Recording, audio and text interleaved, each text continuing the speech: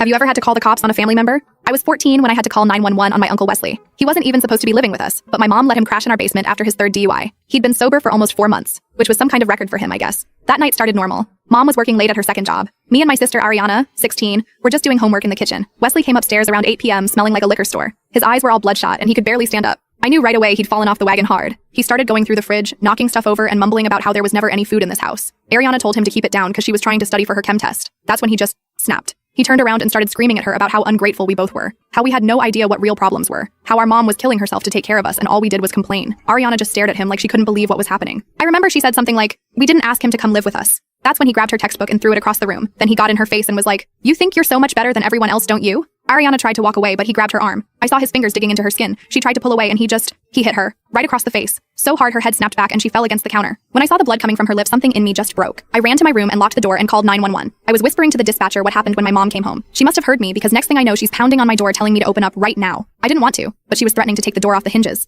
When I opened it, she grabbed the phone out of my hand. I'll never forget what she said to the 911 operator. She was like, "Oh, I'm so sorry about this. My daughter is just being dramatic. She's upset because we took her makeup away for failing math. Everything's fine here. Just a teenager throwing a tantrum." The dispatcher must have asked something because then mom said, No, there's no emergency. My brother is visiting and they got into an argument about the TV remote, but everyone's calmed down now. Thank you for your concern though. She hung up and said if I ever tried to bring cops to our house again, I'd regret it. That family problems stay in the family, that I had no idea what would happen if CPS got involved, and did I want to end up in foster care where terrible things happen to girls like me? When she left my room, I snuck out to find Ariana. Her lip was swollen and there was this huge red mark on her cheek. She was in the bathroom putting ice on it. She wouldn't even look at me. I tried to apologize for not doing more, but she just shook her head. That night, I heard her and mom fighting. Mom kept saying it wasn't that bad and Wesley was sorry and he was family, and where was her compassion? Ariana was screaming back that this was the third time he'd gotten violent, and mom always made excuses and she was done. I fell asleep sometime during their fight. When I woke up the next morning, Ariana was gone. Her backpack was missing and so was her favorite hoodie. Mom acted like nothing happened. She made pancakes and said Ariana went to stay with a friend to study for finals. But days passed, then weeks. No one talked about Ariana. It was like she never existed. I tried texting Ariana, but she'd blocked my number. A month later, the police actually did show up. 2 officers asking questions about Ariana. Mom told them she was 18 now and had decided to move out on her own. Technically not a runaway anymore. That night, I overheard mom on the phone with someone. She was crying, saying she didn't know what to do. That Ariana was threatening to press charges against Wesley for assault if mom didn't sign some paperwork. I couldn't hear what the paperwork was for. 3 years passed. I was getting ready to graduate high school when I got a letter in the mail. No return address. Inside was a graduation card with $200 cash and a note. "I'm sorry I left you there.